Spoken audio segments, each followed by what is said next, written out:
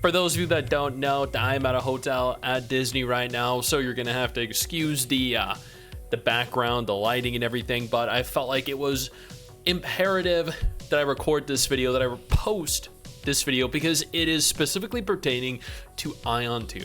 There are 2 threads over on the MMORPG subreddit right now. Aion 2 devs reveal key details, launch November 19th. This is the official release date for the game in Korea and Taiwan. Interestingly enough, it's releasing around the exact same time as Blue Protocol Star Resident and Where Winds Meet. These are 3 Asian MMOs, or in the case of Where Winds Meet, semi-MMO. But these are going to be 3 enormous games that have, for whatever reason, decided this launch window is the opportune time to launch an MMO. Today, Aion 2 devs made a live stream. We had the pleasure to watch Korea and Taiwan, where they showed and talked about many topics that players have been wondering. In case you missed it, here is a summary of the most important stuff that were revealed in the live stream. Here is the Q&A recap with regards to UI feedback. Players have been concerned that the UI might look mobile. The devs answer to that: the game is PC first, so no need to worry, which is great to hear. I know there were plenty of people that were concerned the game might be targeting the mobile demographic. I do understand that, but evidently that doesn't seem to be the case. The UI isn't fully polished yet because they rushed for open beta. That, however, is a very bad sign. Like, in what world do you want to hear, yeah, so the reason the game looks mobile, or the UI looks mobile, is because we rushed?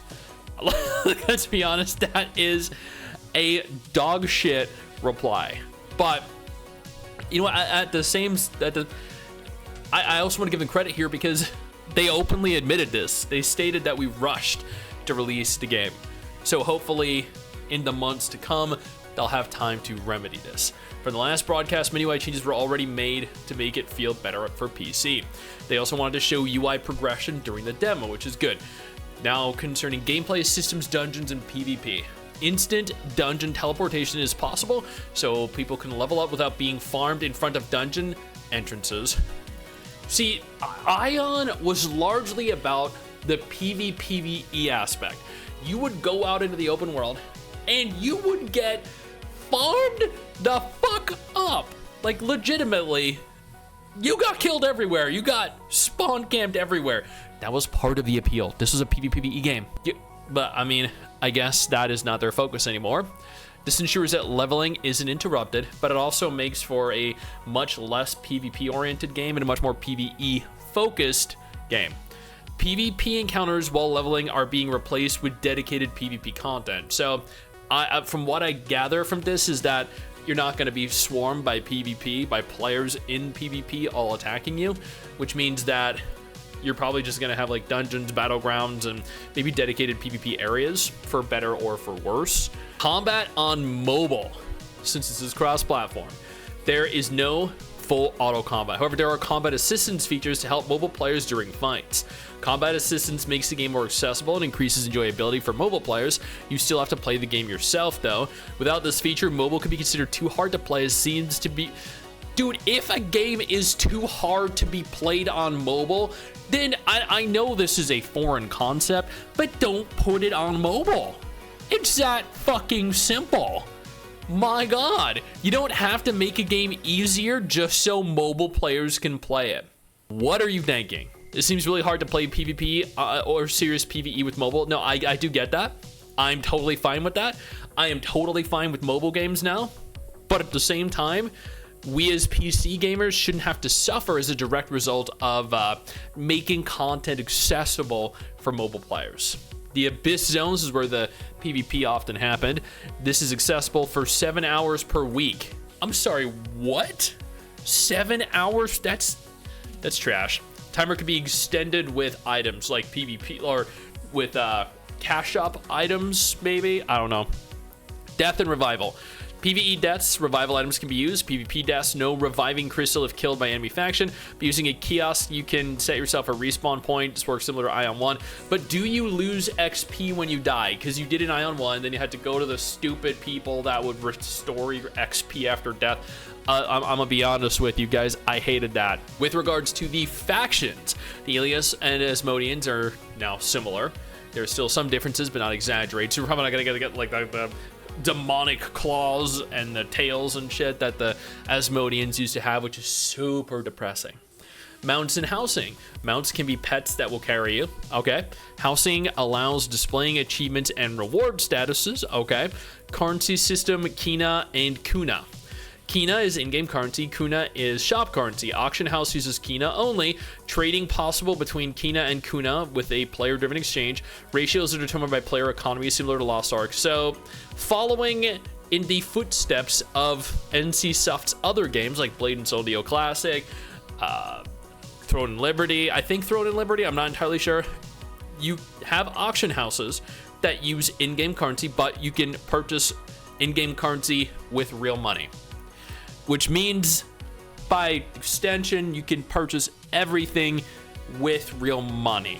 So there are definitely going to be some people that think that's a little bit pay to win, and it kind of is, just a wee bit. But I mean, it is NCSoft, so. Monetization. This is completely free to play with an optional subscription and battle pass. Optional subscription. I wonder what that's going to give. There are going to be cash shops that include cosmetics, outfits, weapon skins, pets, and wings. I wonder if the wings are going to have increased movement speed or increased stamina. Pets can be both earned or bought. There's a wardrobe system available for skins, the trading post, consumables, and limited bags. No enhancement stones. Now concerning the release and pre-launch. The official release date is November 19, 2025. Launch is for Korea and Taiwan, with global coming in 2026. Pre-download and pre-character creation is going to begin November 16th through the 18th. For registration rewards are going to be Kina and a mount. No phone required at all, which means I guess that it doesn't matter. You can play on the Korean server by default, which is great. There are multiple different links here for the mobile version preview, PvP showcase, pre-registration details, extended gameplay for the game. I've covered this, I don't know, I think like a month, 2 months ago, showed full gameplay. Honestly, it looked pretty good. Hopeful about monetization so far. It seems to be following the WoW token system. You're not wrong. Yeah, so there are definitely going to be people that claim this is pay to win, but I guess it depends on the strength of the items and the gear that are going to be present, that are going to be sellable in the auction house. Because at the end of the day, this could be ridiculously, egregiously pay to win. But at the same time, if nothing too serious is can be auctioned, it's not going to be too bad. But there you have it. This is pretty much everything. This is exactly what Aion 2 is going to look like when it officially launches November 19th, 2025. If this sounds good to you, then you have absolutely nothing to be scared of. If this sounds concerning to you, then you're screwed, because I mean, this is this is going to launch at some point in the next year for global, and if that isn't appealing, then ultimately this is just not going to be for you. But at the same time, not every MMO, not every game is for every player, and that is totally fine.